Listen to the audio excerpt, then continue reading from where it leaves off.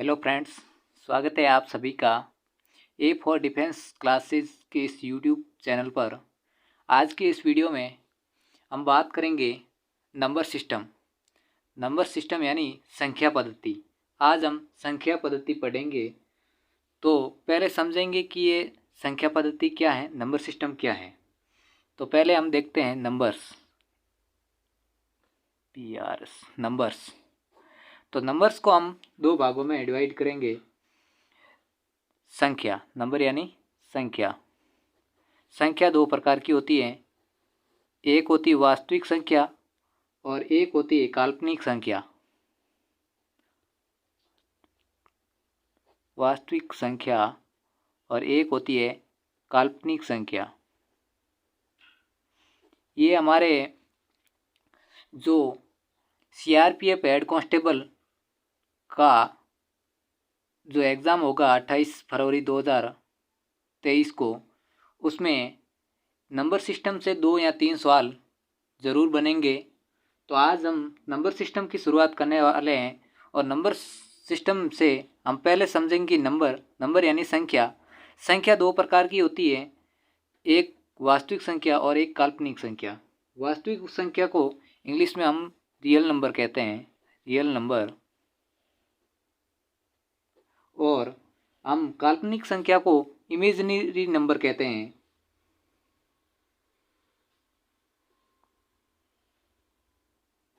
Imaginary number, इसे हम आई से रिप्रेजेंट करते हैं। हालांकि ये बड़े बड़े एग्जामों में भी काल्पनिक नंबर हमसे नहीं पूछे जाते हैं, इनसे कोई सवाल बहुत कम बनते हैं। वास्तविक संख्या से सवाल ज़रूर बनते हैं, लेकिन मैं आपको ये बता देता हूँ कि काल्पनिक संख्या कौन सी होती है, इमेजिनरी नंबर कौन से होते हैं। जो भी अंडररूट में माइनस में जो संख्या होती है, जैसे 1 है, -1 है, -5 है, ये एक इमेजिनरी संख्याएं होती हैं, यानी काल्पनिक संख्या होती हैं। इसे आई से रिप्रेजेंट करते हैं। बाकी ये बड़े बड़े एग्जामों में भी नहीं पूछा जाता है। हमारे सीआरपीएफ हेड कांस्टेबल का जो एग्ज़ाम होगा उसमें भी इससे सवाल नहीं बनेंगे। इस वास्तविक संख्या से हमारे यानी रियल नंबर से सवाल बनेंगे। तो रियल नंबर को अभी हम समझेंगे। रियल नंबर यानी वास्तविक संख्या।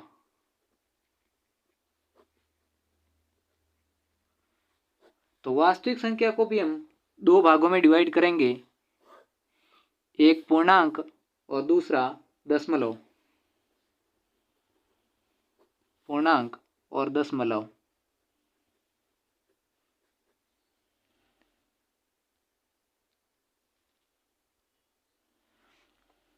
तो इसमें हम समझेंगे, पूर्णांक को इंग्लिश में कहते हैं इंटीजर नंबर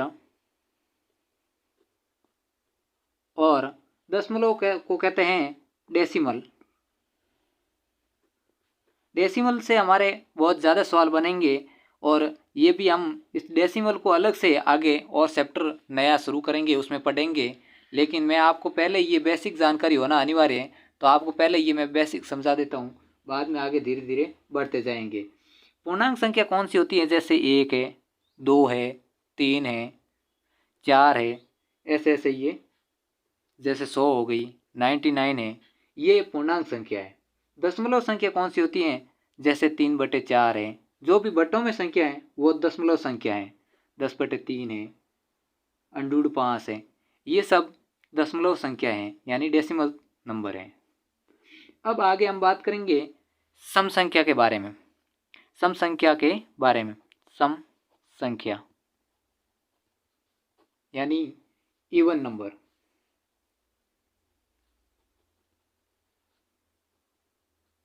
इवन नंबर, सम संख्या कौन सी होती हैं, जो संख्या 2 से विभक्त हो। इसका क्या मतलब हुआ, इसका मतलब ये हुआ जो संख्या 2 से पूर्णतः विभाजित हो, यानी 2 का भाग पूरा जाता हो, वो संख्या सम संख्या कहलाती है। जैसे 2, 4, 6, 8, ऐसे 100 भी एक सम संख्या है। अब हम बात करेंगे विषम संख्या यानी ओड नंबर। विषम संख्या यानी ओड नंबर।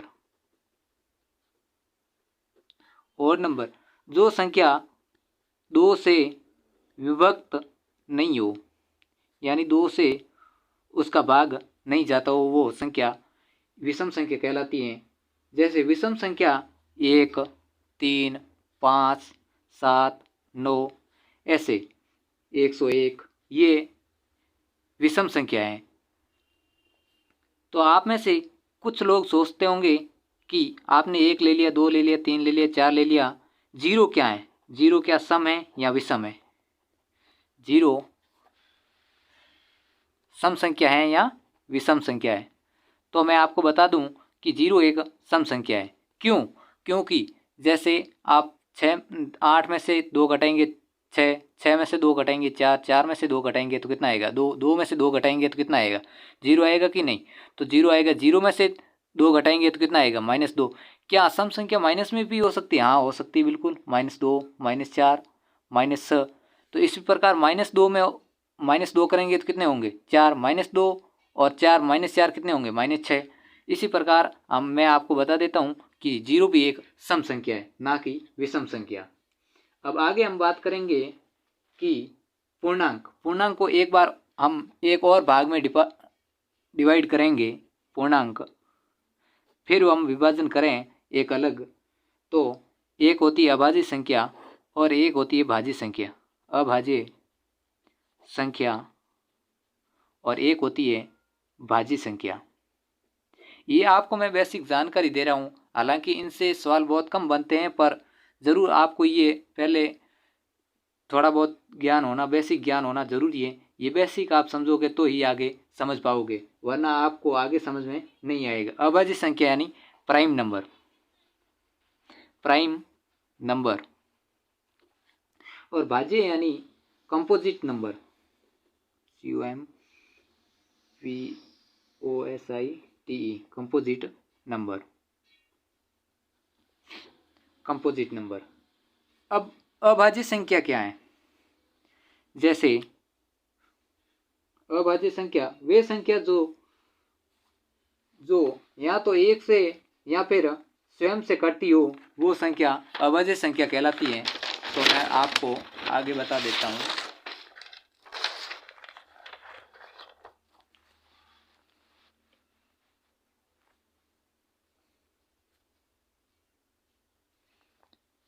अभाज्य संख्या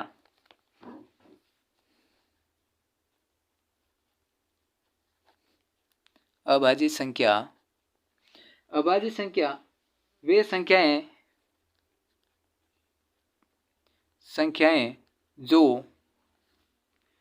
या तो एक से या फिर स्वयं से करती हो। इसका मतलब क्या हुआ? जैसे 2, 3, 5, 7, 11, 13 ये एक अभाज्य संख्या है। अभाज्य संख्या की कैसे पहचान करें? जैसे इसमें 2 के अलावा और 1 और 2 के अलावा किसी का भाग नहीं जाता है। 2 एक अभाज्य संख्या है। आप में से कुछ लोग समझते होंगे कि 2 भाज्य संख्या नहीं, 2 एक अभाज्य संख्या है, क्योंकि 2 में सिर्फ 2 का और 1 के अलावा किसी का भाग नहीं जाता है। जिस संख्या में 1 और स्वयं के अलावा भाग नहीं जाता है वो एक अभाज्य संख्या कहलाती है। जैसे 3 है, 3 में भी 1 का और 3 का भाग जाएगा, इसके अलावा कोई संख्या का भाग नहीं जाता है, इसलिए ये एक अभाज्य संख्या है। अब हम बात करेंगे भाज्य संख्या। भाज्य संख्या भाज्य संख्या वे होती है जो कंपोजिट नंबर, जैसे 4 है, 6 है, 9 है, 12 है, ये एक भाज्य संख्या है। इसमें जैसे 2 का भाग जाता है, इसमें भी 2 का भाग जाता है और 3 का भाग जाता है, इसमें 3 का भाग जाता है, इसमें 2 का भाग जाता है, 3 का भाग जाता है, 4 का भाग जाता है। ये एक भाज्य संख्या है। तो इससे सवाल कैसे पूछे जाते हैं? जैसे अभाज्य संख्या है, इससे सवाल कैसे पूछा जाएगा? जैसे ऐसे सवाल पूछा जाएगा कि 60 से 70 के 20 अभाज्य संख्या कितनी है? अभाज्य संख्या कितनी है, ये आपको बताना होगा। तो आप बताइए कि 60 और 70 के बीच में अभाज्य संख्या कितनी है। तो मैं आपको बता दूं कि एक तो 61, 62, 63, 64, 65, 67, 67 भी एक अभाज्य संख्या है। 68, 69 और 70 दो अभाज्य संख्या हैं जो 60 और 70 के बीच में दो अभाज्य संख्या है, जिसमें किसी एक और इन संख्या स्वयं के अलावा किसी संख्या का भाग नहीं जाता, वे अभाज्य संख्या कहलाती है। 60 और 70 के बीच में मैंने आपको बता भी दिया कि कैसे सवाल आता है, कि ऐसे सवाल पूछेगा कि 60 और 70 के बीच में कितनी अभाज्य संख्या है। तो आपको ये बताना है कि ऐसी कितनी संख्या है जिसमें स्वयं के अलावा एक के और स्वयं के अलावा संख्या का भाग नहीं जाता है, तो वो 2 है। अब हम आगे बात करेंगे, लेकिन एक बात आपको नोट करके यहाँ और बता देता हूँ कि जैसे ही हमने वो पीछे देखा था कि दो अभाज्य संख्या है, दो सम है या विषम है, वो हम आगे पढ़ेंगे। लेकिन इसमें एक आपके दिमाग में आता होगा कि एक भाज्य है या अभाज्य है, तो मैं आपको बता देता हूँ कि एक ना ही भाज्य संख्या है और न ही अभाज्य संख्या है, न ही ये भाज्य है और ना ही ये अभाज्य संख्या है। एक तो भाई एक ही है। अब हम आगे बात करेंगे कि दशमलव के बारे में। दशमलव यानी डेसिमल, दशमलव।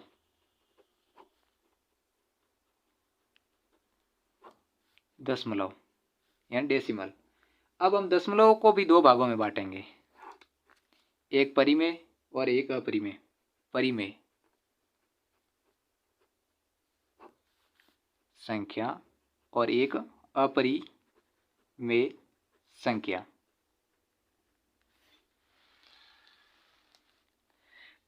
परिमेय संख्या को रेशनल नंबर बोलते हैं, इंग्लिश में RATIONAL,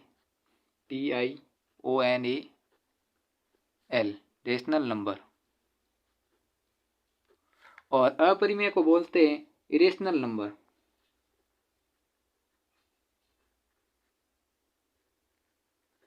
इरेशनल नंबर।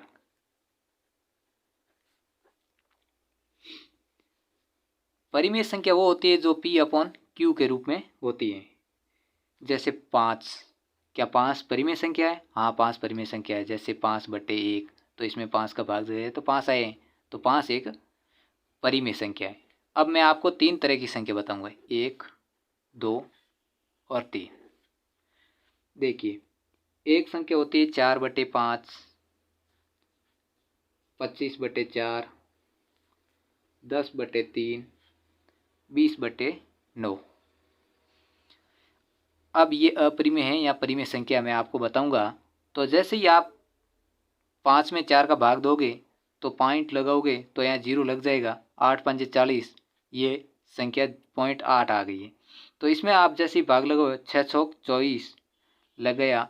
जैसे ऐसे भाग कर लो ना, जैसे 24 में 4 का भाग देना, 6 चौक 24, या तो 0 आ गया है, तो ये 6 तक ही भाग गया है। एक संख्या ये है, जैसे इसमें आप 10 में 3 का भाग दोगे 3 बार जाएगा 9। अब संख्या बसी 1, पॉइंट लगाया 0 लग गया। फिर 10 हो गया, फिर 3 का भाग 3 बार जाएगा, फिर 0 लग गया, फिर 3 बार जाएगा। ऐसे ही है, चलती रहेगी। जैसे 20 में 9 का भाग 2 बार जाएगा, 18, पॉइंट लग गया, 2 संख्या बसी 20, 9 2 18, फिर 0 लग गया 2। ऐसे ऐसे ये संख्या चलती रहेगी। इसे बोलते हैं, ये एक शांत संख्या है। ये हो गई शांत, इसे बोलते हैं शांत, यानी शांत हो जाती संख्या। ये है एक अशांत, इसके ऊपर बार कह सकते हैं अपन, 3 के ऊपर बार लगा सकते हैं। जो बार बार संख्या आती है उसके ऊपर बार लगा सकते हैं। तो ये किस में आती है? ये भी एक परिमेय संख्या है, ना कि अपरिमेय। तो अब बताइए कि अपरिमेय संख्या कौन सी? तो मैं आपको बता दूं कि जैसे √2 हो गया, इसका मान होता है 1.414। आगे ऐसे चलता ही रहता है। ना ही तो ये संख्या शांत होती है और ना ही अशांत होती है। पॉइंट के बाद आगे ऐसे चलती रहेगी। नहीं तो ये बार बार ऐसे आएंगे 1 4 वैसे ऐसे ये दोबारी संख्या नहीं आएगी। जैसे हो गया √3, इसका मान जैसे 1.73, ये भी आगे ऐसे चलते रहेगा। क्या √4 भी परिमेय संख्या? नहीं, क्योंकि √4 का मान होता है 2, ये 2 का वर्ग होता है 4। ये एक अपरिमेय संख्या नहीं, ये परिमेय संख्या है। तो √5 परिमेय संख्या, √6 अपरिमेय संख्या है। अंडरूट 8 भी अपरिमेय संख्या। अंडरूट 9 का मान 3 होता है, ये अपरिमेय नहीं है, ये परिमेय संख्या है। अब हम आगे बात करेंगे। आई होप आपको ये समझ में आ गया होगा कि दशमलव संख्या क्या होती है। दशमलव संख्या को हमने दो भागों में बांटा, परिमेय और अपरिमेय। अपरिमेय और परिमेय में भी हमने आपको अंतर बता दिया कि परिमेय क्या होता है और अपरिमेय क्या होता है।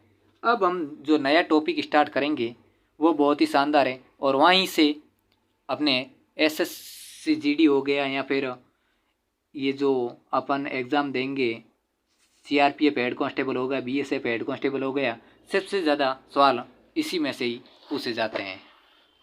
अब हम आगे बात करेंगे नए topic palace value. Palace value यानी स्थानीय मान।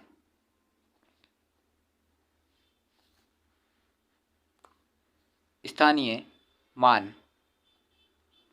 और एक बात करेंगे फेस वैल्यू।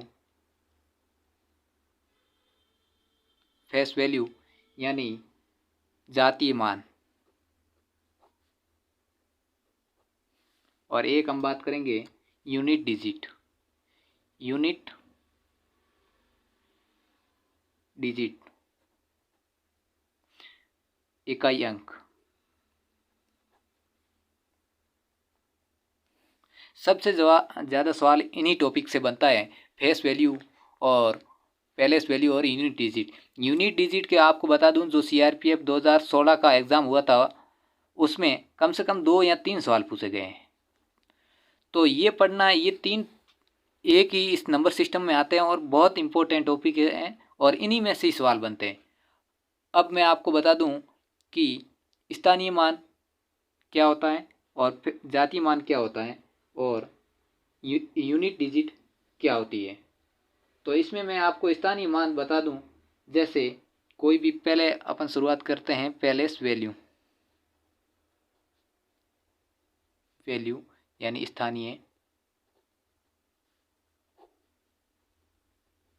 मान और फेस वैल्यू। पहले अपन ये दो देखें, यानी जातीय मान, ये दो देखेंगे पहले तो। अब इसमें हम देखेंगे, जैसे कोई संख्या आ गई 5, 6, 7, 6, 8, इसमें अपन को देखना है, जैसे फेस वैल्यू देखनी है यानी कि जातीय मान देखना है, तो 8 का जातीय मान 8 ही होगा। मतलब जहाँ यहाँ पर जो फेस पे जो भी वैल्यू लिखी गई है वही होगी। 7 का 7 होगा, 6 का 6 होगा, यानी जातीय मान आपको समझ में आ गया है, जो संख्या दी गई है वही होगा। स्थानीय मान क्या होता है? स्थानीय मान, जैसे 6 का स्थानीय मान तो 6, अब गुणा इकाई और दाई का अंक क्या होता है 10, तो इससे अपन गुणा कर देते हैं। अपन जब छोटी क्लास में थे तो अपन ने ज़रूर देखा होगा कि अपन को टीचर ने सिखाया कि 6 का स्थानीय मान क्या होगा, तो अपन इसके आगे जो भी संख्या देखते थे, जितनी भी संख्या देखते थे उतने शून्य लगा देते थे। तो ऐसे ही 7 का स्थानीय मान क्या होगा, तो इकाई और दाई, तो हम दाई लगा दें यानी 100, सॉरी इकाई दाई सैकड़ा लगा देंगे, यानी 100 से मल्टीपल कर देंगे तो 700 हो जाएगा। तो अपन को टीचर ने भी सिखाया कि 7 के आगे जितने अंक होंगे उतने जीरो लगा देंगे। जैसे 7 के आगे 2 अंक है तो 2 जीरो लगा दिए। ऐसे ही अपन को यदि माना कि 5 का स्थानीय मान पूछ ले तो इकाई दाई सैकड़ा हज़ार 10,000 से गुणा कर देंगे। ये मैंने 10,000 से गुणा कर दिया यानी 50,000 इसका स्थानीय मान हो गया। जैसे 5 है, 5 के आगे कितने अंक हैं, 1 2 3 4 अंक है तो 4 जीरो लगा दी मैंने, ये स्थानीय मान हो गया। अब सवाल कैसे बनेगा मैं वो आपको बताता हूँ। सवाल ऐसे बनेगा कि क्वेश्चन 7 के स्थानीय मान वो जातीय मान में अंतर बताओ। सवाल ऐसे बनेगा, इसलिए पहले बेसिक समझना जरूरी था। अब ये ऐसे सवाल बनेगा कि 7 के स्थानीय मान और जातीय मान में अंतर बताओ। तो इसमें अंतर यानी बड़ी में से छोटी संख्या घटानी है। तो अब 7 का स्थानीय मान क्या होगा 700, और जातीय मान क्या होगा 7 का 7 ही, तो इसमें से 7 घटा देंगे 693 ये उत्तर आ जाएगा। ऐसे सवाल आएंगे। और ज़्यादातर ये सीआरपीएफ हेड कांस्टेबल का जो अपने एग्ज़ाम होगा या बीएसएफ हेड कांस्टेबल का जो एग्ज़ाम होगा उसमें सबसे ज़्यादा यही सवाल ऐसे ही पूछे जाएंगे। अब हम बात करेंगे आगे भी इसी टॉपिक के बारे में, जैसे 563.752 में 7 के स्थानीय मान व जातीय मान का अंतर बताओ। स्थानीय मान व जातीय मान में अंतर बताओ। तो क्या होगा, जैसे इसमें अपन को इस तरफ जाते थे तो अपन गुणा करते थे इकाई और दहाई के अंक से, सैकड़ा, हजार ऐसे गुणा करते थे। अब पॉइंट से इधर यदि कोई संख्या पूछे, जैसे इसमें अपन को 3 का स्थानीय मान पूछे तो 3 होगा जैसे, और 6 का पूछते तो 60 होगा स्थानीय मान। इस साइड यदि कैसे होगा, तो जितनी इस साइड संख्या है उतने बटों में अपन भाग लगाएंगे। जैसे 7 का स्थानीय मान पूछा है तो 7, या अपन जैसे 10 से गुणा करते थे तो इस 10 साइड भाग होगा तो ये 0.7 आएगा। जैसे 2 का स्थानीय मान पूछे तो 2 इधर इकाई, दहाई, सैकड़ा और हजार का हम लोग भाग लगा देते थे, भाग लगा देंगे तो ये संख्या आ जाएगी 0.002। तो ये थोड़ा भाग करना मुश्किल है एग्ज़ाम में, बहुत टाइम को बचाने के लिए। तो जिस तरह से अपन इस संख्या में देखते थे कि इस संख्या जैसे ही ये अपने वही देखा था कि इसके पीछे जितने अंक है ना इतने जीरो लगा देते। अब क्या करना है, जैसे पॉइंट से इस साइड की जो संख्या होती है उसका स्थानीय मान देखना है। जैसे 2 का देखना है तो 2 लिख देना है, और 2 के आगे जितने भी अंक हो गए इतने जीरो आगे लगा देंगे, 1 2 ऐसे 2 जीरो आगे लगा देंगे और पॉइंट का पॉइंट लगा देंगे, ये ऐसे होगा। अब इसमें अपन को पूछा है कि 7 का स्थानीय मान और जातीय मान, तो 7 का स्थानीय मान क्या होगा 0.7 और जातीय मान कितना होगा। जातीय मान तो वही होगा जो जितना लिखा हुआ होगा वही होगा जातीय मान। स्थानीय मान देखने में थोड़ी बहुत प्रॉब्लम आती है, बाकी जातीय मान में इतनी प्रॉब्लम नहीं आती है। तो 0.7 और जातीय मान तो कितना हो जाएगा 7, स्थानीय मान 0.7 और जातीय मान होगा 7। अब 7 में से अपन 0.7 घटाएंगे, तो ये कैसे घटाएंगे, जैसे अपन कोई दवाई लाते हैं तो उसके पीछे ऐसे देखो लिखा हुआ था 7 रुपये, तो अब तो 7 रुपये में कोई वैसे दवाई नहीं मिलती है, परंतु मान के चल लो कि ऐसे लिखा हुआ आपने देखा होगा। तो अब इस पॉइंट के नीचे पॉइंट ही रखना और 7 ऐसे घटेगा, ना कि सीधा ऐसे यहाँ लगा के यहाँ पॉइंट लगा दो, ऐसे नहीं होगा। अब इसको घटाएंगे तो यहाँ ऐसे 10 हो जाएगा, 10 में से 7 गए 3 पॉइंट, यहाँ कितने बचे 6.3 इसका उत्तर होगा। ऐसे क्वेश्चन एग्जाम में आएंगे। अब हम आगे बात करेंगे ऐसे ही प्रश्नों के बारे में और आगे देखते हैं। तो जैसे क्वेश्चन ये देखते हैं 5367.23894 में 8 का स्थानीय मान बताओ। जैसे ये क्वेश्चन है, इसमें अपन को बताना है कि 8 का स्थानीय मान क्या होगा। तो मैंने वो बताया था 8 कहाँ लिखा हुआ है, यहाँ लिखा हुआ, 8 को 8 लिख दो, 8 के आगे कितने जीरो 1 2 2 जीरो 2 जीरो लगा दो, पॉइंट कितना लगा हुआ यहाँ पॉइंट, ये ऐसे स्थानीय मान का उत्तर हो गया। ये ऐसे होता है स्थानीय मान याद करना। स्थानीय मान आपने देख लिया होगा। अब हम आगे बात करेंगे यूनिट डिजिट, जो हमारा बहुत ही इम्पोर्टेंट टॉपिक है, इसके बारे में हम बात करेंगे। अब आगे देखते हैं यूनिट डिजिट।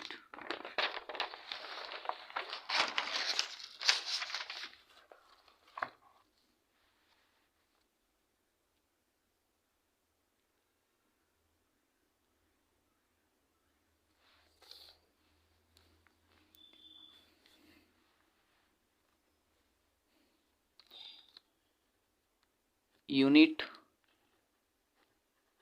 डिजिट यानी इकाई अंक।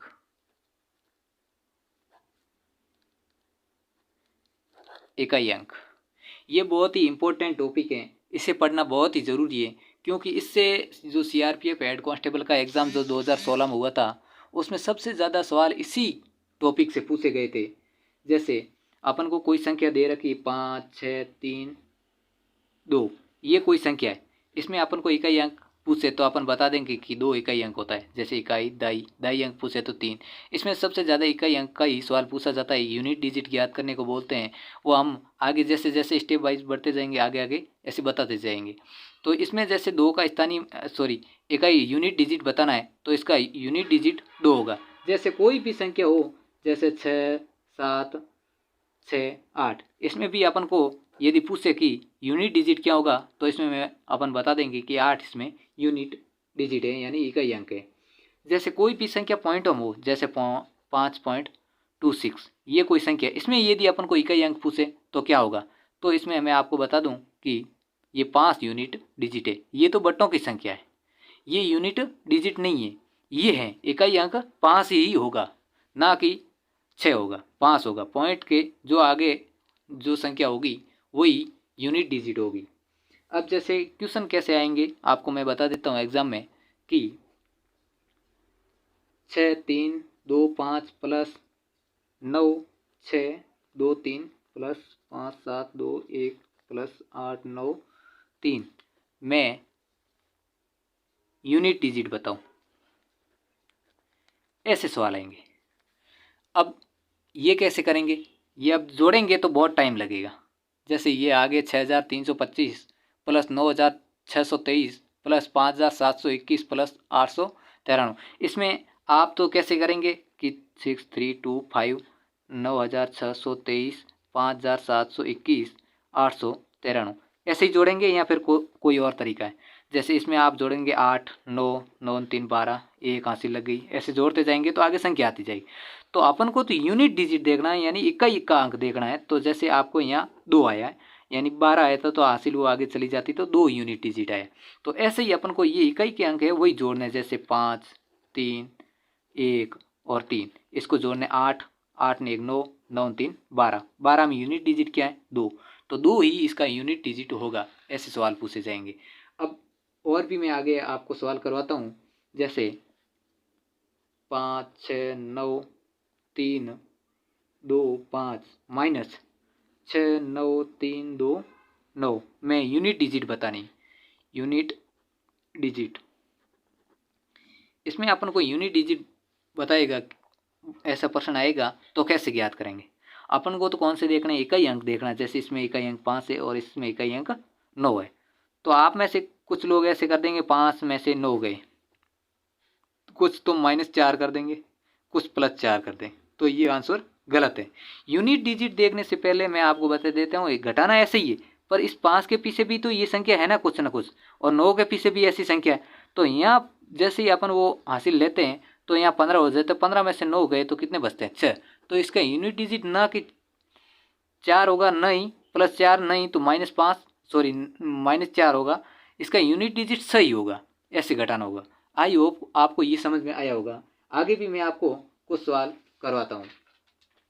जैसे अब प्लस और माइनस वाला तो आपको समझ में आ गया है कि प्लस में तो जैसे ये जोड़ना होता था इकाई का अंक, और इसमें इकाई के अंक में से इकाई का अंक ही घटाना होता।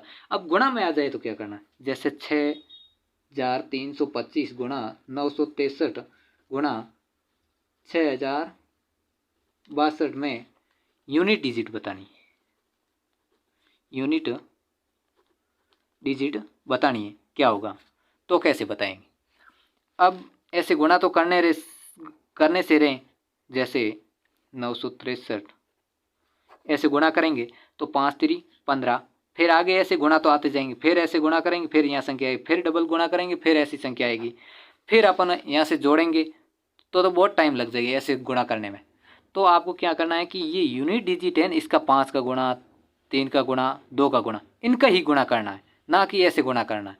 यूनिट डिजिट वही आने वाली, आप भले ये गुणा करो या फिर ये इकाई का अंक करो। जैसे 5 3 15, अब 15 में यूनिट डिजिट क्या है 5, अब आपको आगे 5 से गुणा करना, 5 2 10, 10 में यूनिट डिजिट क्या है, मतलब इकाई अंक क्या है 0, तो इसका उत्तर 0 होगा। भले ही आप गुणा करके देख सकते हैं। अब आगे भी अपन देखते हैं, कुछ सवाल और आगे देखते हैं। जैसे कभी कभी एग्जामिनर इससे भी हार्ड सवाल पूछ लेता है, लेकिन अपने CRPF हेड कांस्टेबल में इतने हार्ड सवाल नहीं पूछेगा बहुत, मतलब क्योंकि इसमें ऑनलाइन क्लास भी देखे तो मतलब बहुत कम देखने को मिलती है। जैसे 6325 इंटू 963 इंटू, सॉरी ये तो अपन ने कर दिया था, आगे करना है 163 इंटू 567 गुणा 936 गुणा 898 में यूनिट डिजिट बतानी, यानी इकाई अंक बताना है। इकाई अंक बताना है, कैसे ज्ञात करेंगे? तो देखिए, मैंने आपको बोला था कि इकाई का अंक से ही गुणा करना। जैसे इसमें 3 है, इसमें 4 है, इसमें 6 है, इसमें 8 है, तो 4 3 12। इसमें यूनिट डिजिट क्या हो गया? 2। 2 से आगे गुणा करेंगे 12। 12 का 12 लिखेंगे और यूनिट डिजिट क्या है? इकाई अंक क्या है? 2। 2 से फिर 8 से गुणा करेंगे 16। 16 में क्या है? 6। तो इसका 6 उत्तर होगा। ऐसे यूनिट डिजिट चेक की जाएगी गुणा में भी।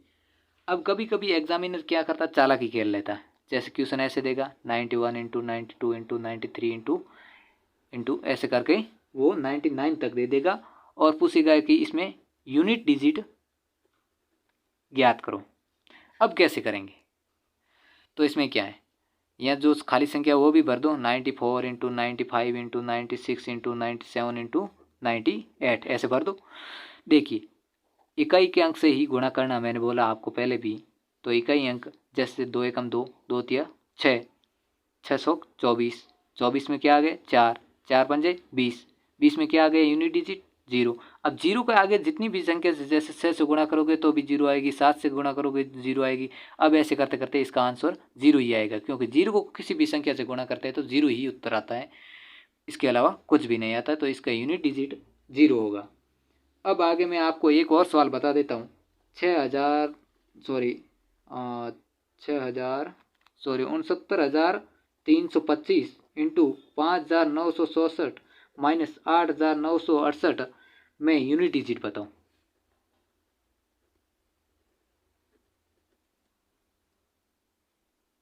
इसमें यूनिट डिजिट बतानी, तो क्या करना? सर्वप्रथम आपको 5 को और यूनिट डिजिट 20 होता है, तो इसका इकाई अंक क्या होगा 20 में? 0। तो 0 माइनस, अब इसका इकाई अंक क्या है? -8।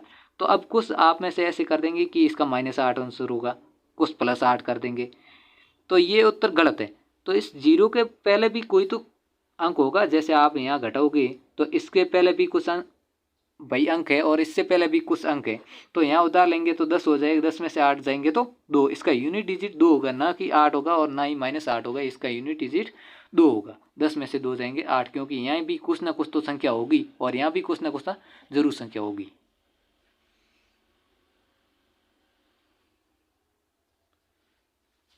अब आगे देखते हैं कुछ और सवाल। जैसे यूनिट डिजिट में पावर वाले सवाल आते हैं। जैसे 2 की घात 8 में यूनिट डिजिट बताओ, ऐसे आ जाता है। तो ऐसे ये कैसे करेंगे? मतलब जैसे 2 की घात 8 आ गया, तो 2 की घात 8 का मतलब क्या होता है? जैसे 2 की घात 2 हो गया, 2 की घात 3 हो गया, 2 की घात 4 हो गया, ऐसे। तो 2 की घात 2 का मतलब यानी 2 को 2 बार गुणा करना। 2 की घात 3 का मतलब 2 को 3 बार गुणा करना है।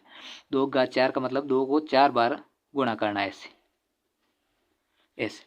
तो 2 की घात 8 आ गई जैसे, तो कुछ तो आप में से जैसे ऐसे कर देंगे कि 2 की घात 8 आ गई तो 2 को 8 बार गुणा करना, ये बिल्कुल सही बात है। जैसे 1 2 3 4 5 6 और 7 और 8, 1 2 3 4 5 6 7 और 8, 8 बार गुणा कर दिया।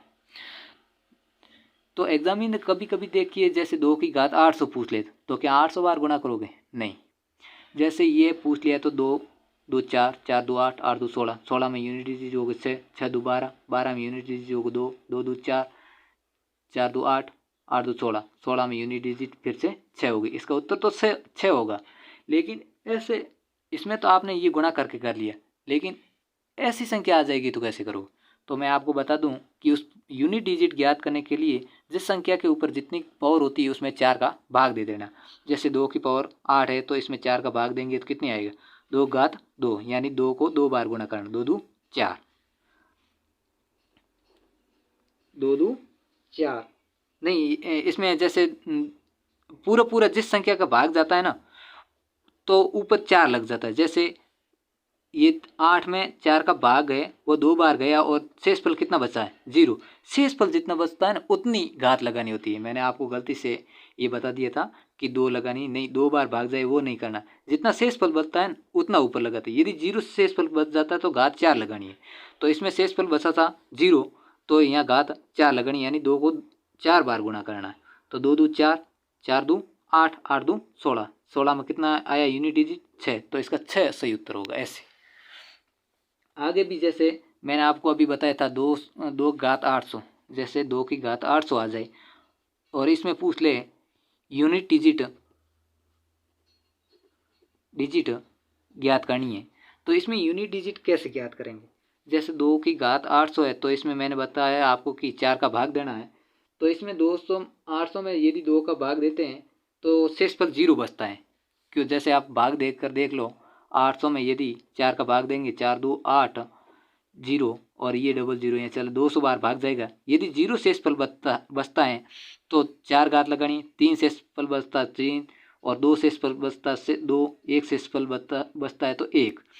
तो इसमें 0 शेषफल बचा तो 2 की घात 4 लगा देंगे। अब 2 को 4 बार गुणा करेंगे, 2 × 2 × 2 × 2, 2 2 4, 4 2 8, 8 2 16, 16। इसमें भी यूनिट डिजिट 6 होगी। अब आगे भी ऐसे बहुत सवाल है, मैं आपको करवाता हूँ। जैसे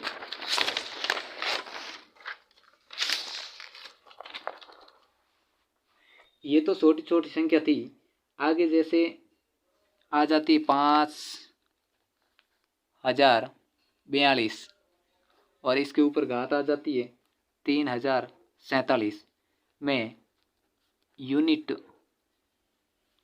डिजिट बताओ, तो कैसे होगा। ऐसे यदि अपने सवाल आ जाए तो कैसे करेंगे। 5042, तो मैंने आपको बताया था 5042 जितनी ऊपर घात दे रखी है और उसमें 4 का भाग लगा देंगे। 4 का भाग का रूल होता है कि लास्ट की 2 अंकों में भाग दे दो। तो 11 चौक 44, शेषफल बचा 3, यानी 5 की घात 42, 5042 की घात 3 होगा, यानी 5042 को 3 बार गुणा करेंगे, 42 को गुणा करेंगे। तो इसमें वही बात आई जो पहले अपन ऐसे करते थे ना, इकाई अंक का गुणा, वही अपन गुणा करेंगे। 2 2 4, 4 2 8, इसका इकाई अंक 8 होगा। ऐसे ये भी आपको जरूर समझ में आ गया होगा। अब मैं आगे और आपको बताता हूँ। जैसे कभी कभी जैसे 4 की घात 102 है, इसमें यूनिट डिजिट बताना है। यूनिट डिजिट बताना है कि क्या होगा। तो 4 की घात 102 है, इसमें बटा 4 लगा देंगे, तो इसमें शेषफल बचेगा 2, क्योंकि 25 100 होता है और 2 शेषफल बचता है, तो 4 की घात 2 यानी 4 की घात 2 यानी 16 होता है। 16 में यूनिट डिजिट 6 होती है, तो 6 इसका सही उत्तर हो जाएगा। जैसे अपन देखते हैं एग्जामिनर ऐसे भी सवाल पूछ सकता है गुणों में भी भाग लगा कर। जैसे 163 की घात 1043 इंटू 454 की घात 542 इंटू 5039 की घात 352 में यूनिट डिजिट बताओ, तो कैसे होगा। जैसे इसमें मैंने बताया था कि आपको 4 का भाग लगा देना, 4 का भाग लगा देना। तो इसमें लास्ट की 2 अंकों में भाग लगाना। 4 का रूल है कि 4 से भाज्य है या नहीं है, तो ये भाजकता का रूल भी आगे मैं आपको बताऊंगा अगले वीडियो में, लेकिन यहाँ तक आपको समझना है। तो 1040 यहाँ 3 शेष बचते हैं, तो 163 की घात 3 इंटू 454 में कितनी बार भाग जाए 1040, 2 शेष बच गया 2 इंटू 1352, इसमें भाग पूरा जाता है, तो इसमें भाग पूरा जाता है, यानी शेषफल 0 बचता है, तो घात 4 लगाते हैं। अब इसमें अपन को क्या करना, 3 की घात 3 इंटू 4 की घात 2 इंटू 9 की घात 4। तो 3 की घात 3 कितना होता है 27, 27 में इकाई अंक क्या होता है 7 इंटू 416, यानी 4 का वर्ग 16, 16 में इकाई अंक क्या होता है 6 इंटू, अब 9 की घात 4 कितना होता है 9 इंटू 9 इंटू 9 इंटू 9, या 9 की घात 4 का मतलब यही हुआ 9 9 81, 81 में इकाई अंक क्या होगा 1, 1 गुणा 9 कितना होगा 9, 9 में 9 81, 81 का फिर से यूनिट डिजिट इकाई अंक क्या होगा 1, 1। अब 742, 42 में यूनिट डिजिट क्या होगा 2, 2 को 1 से गुणा करेंगे तो क्या आएगा 2 आएगा, इसका उत्तर 2 आएगा। इतना शॉर्ट तरीके से देख सकते हैं आप, इससे भी फास्ट कर सकते हो। मैं तो समझा रहा हूँ तो इसमें थोड़ा टाइम बहुत ज़्यादा लग रहा है, लेकिन आप इससे भी आसान तरीके से समझ सकते हैं। अब यदि आगे आपको ऐसे सवाल भी आ सकते हैं, जैसे 1055 है और इसमें 474 में यूनिट डिजिट बताओ, तो क्या होगा। तो मैंने आपको बताया था कि इसमें 4 का भाग लगा देंगे, तो इसमें अपन यदि 4 का भाग लगाएंगे तो शेष फल बचेगा 2, तो शेष फल बचेगा 2, तो 2 घात लगा देंगे। जैसे ये 5 के ऊपर 2 घात लगी हुई है यानी 25, कितना 25 में यूनिट डिजिट क्या होती 5, तो इसका 5 सही उत्तर होगा। आगे भी जैसे 346 और इसकी घात है 5345 में यूनिट डिजिट बताओ, यूनिट डिजिट बताओ, तो कैसे होगा। तो मैंने आपको बताया कि 4 का भाग लगाना यानी लास्ट की 2 अंकों में भाग जाएगा 1144, एक शेष बचा है कितना 1, 6 की घात 1 यानी 6 ही इसका यूनिट डिजिट होगा।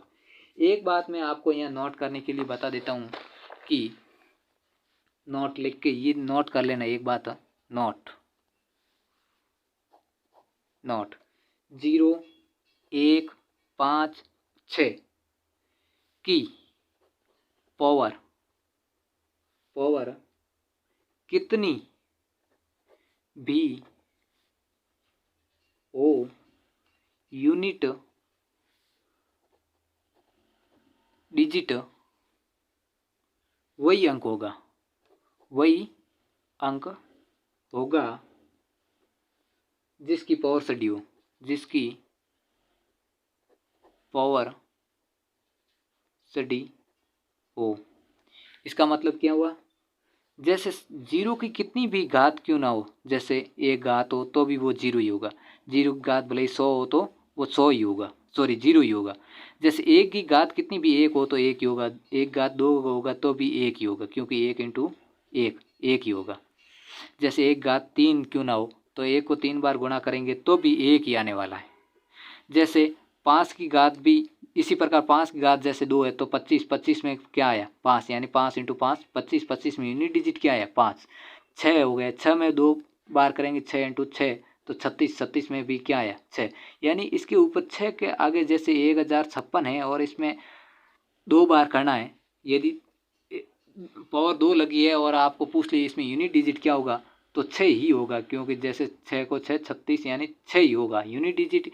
इनके पीछे जिनके पीछे 0 हो, 1 हो, 5 हो, 6 हो, जिस संख्या के पीछे हैं और आगे ऊपर पावर भले ही कितनी हो लेकिन उसका यूनिट डिजिट उतनी ही संख्या होगी जितनी वो दे रखी है। जैसे 5 है, 6 है, इसके ऊपर कितनी भी आप पावर लगा लो लेकिन इसका यूनिट डिजिट 6 ही रहेगा। जैसे 5 के ऊपर आप कितनी भी पावर लगा लो लेकिन उसका यूनिट डिजिट 5 ही रहेगा। अब हम आगे और देखते हैं, जैसे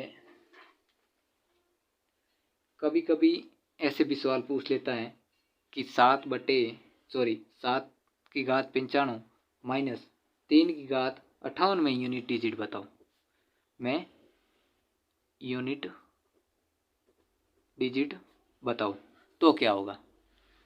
ये देखने के लिए जैसे आपको इसमें मैंने बोला था कि 4 का भाग लगाना है, 4 का भाग लगाना, ये आप सवाल कर लेते हो ना ऐसे सवाल तो यूनिट डिजिट ऐसी ही पूछी जाएंगी। सबसे ज़्यादा सीआरपीएफ हेड कांस्टेबल में यूनिट डिजिट से ये सवाल पूछे गए। मैंने पिछले वाला जो क्वेश्चन पेपर है वो देखा था।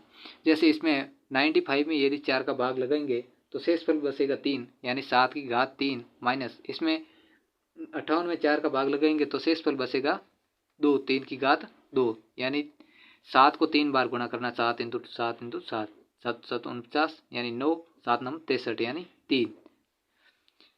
ये इसका यूनिट डिजिट आ गया 3 माइनस 3 3 9। अब क्या करेंगे कि ऐसे तो 3 में से 9 घटता नहीं और घटाएंगे तो माइनस में तो 6 लिखेंगे तो माइनस 6 तो उत्तर गलत है, प्लस 6 लिखेंगे तो भी उत्तर गलत है।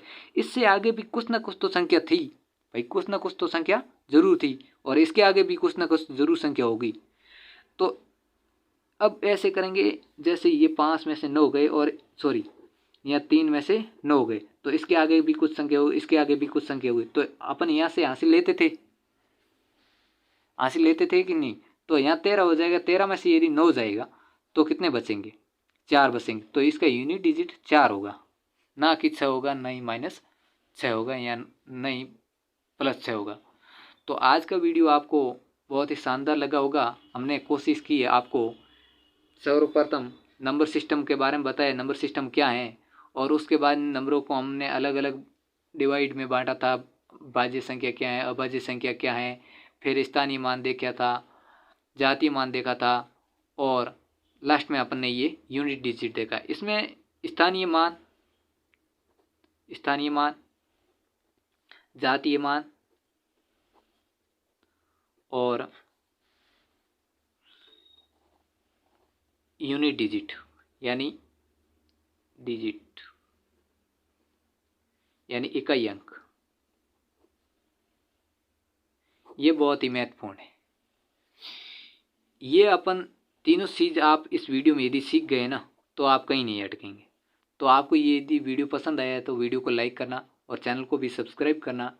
आगे भी इस प्रकार की आपको वीडियो ज़रूर मिलेगी। थोड़ा वीडियो बनाने में दिक्कत है, इसलिए आपको थोड़ा बहुत प्रॉब्लम है। मैं सोचता हूँ कि इस वीडियो में थोड़ी बहुत ऐसे वीडियो अच्छी नहीं बनी होगी, फिर भी मेरी कोशिश से मैंने अच्छी बनाने की कोशिश की है।